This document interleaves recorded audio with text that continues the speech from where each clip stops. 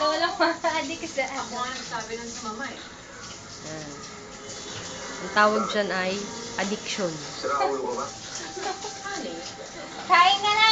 Ano isa sa mga disadvantages ng technology. Pues, Magiging addict. kailangan ko makipagmabutihan sa kanila.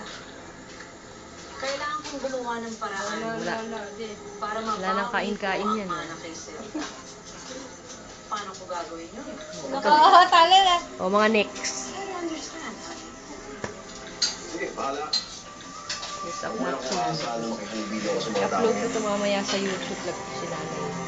Huli ka. Nakikita ka naman natin yung estudyante at Pataas pa pa mo, ha?